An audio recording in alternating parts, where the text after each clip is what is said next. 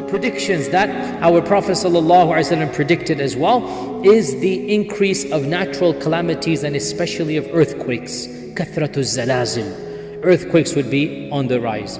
And I read a survey somewhere that somebody statistically compiled all the earthquakes of the last 500 years. And they did mention, this was a non-Muslim, there's an academic paper, they did mention that over the last 100 years or so, the frequency of earthquakes has actually increased. So this is now basically a fact that in the last century or so, the frequency of earthquakes. Just look at California, and may Allah protect the Muslims and everybody over there. So the frequency of earthquakes is definitely on the rise. Of the predictions of the Prophet ﷺ as well, of the trends that are given. And again, this is very interesting. See, here's what I want you to think about. Just a hypothetical scenario. A'udhu billah, it's hypothetical.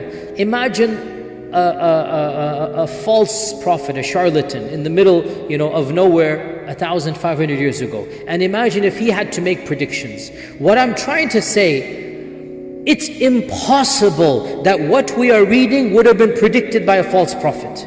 The very notions that are coming indicate that the one who said this, Allah is communicating with him. That's what I'm trying to say. No one could have imagined what the Prophet ﷺ predicted is going to happen, and we are seeing it over here. And of the things he predicted is KITABA, writing would become prevalent.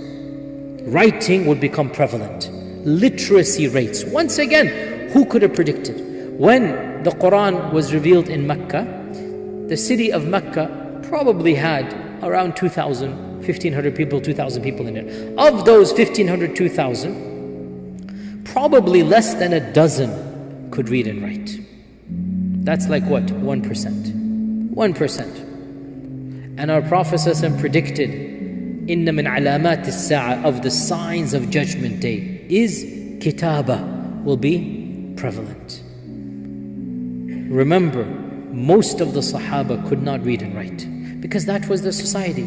Nobody taught them. That's the way they were. To predict that reading and writing will become the norm, not just in Muslim lands but in the globe, is once again beyond even understanding. And this is exactly what he predicted. Now, another prediction seems to contradict this one.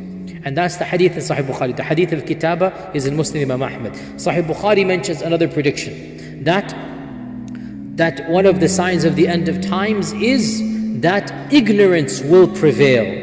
Jahl will be everywhere. Ignorance will prevail. Now, how can ignorance prevail? And at the same time, the Prophet is saying reading and writing will prevail. Is this not a contradiction? And the response is, each hadith is valid, but it applies to different things. When the Prophet ﷺ is saying ignorance will prevail, he's not talking about reading and writing. He's talking about knowledge of right and wrong. He's talking about common sense. And when he's talking about KITABA, he's talking about literacy. Before the rise of the internet, those of you who witnessed that era, in the 80s and 90s, mankind foolishly believed that if only we could give people access to education, they will all become intellectuals. The internet came, and all of Encyclopedia Britannica times 100 became free of charge. Wikipedia and this and that. Any database you want is there, any journal you're there. And mankind has not gone more intelligent.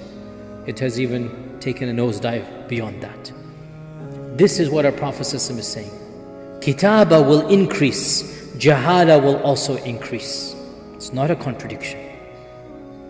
Because not necessarily just because you're reading, your intelligence will increase. So there is no contradiction.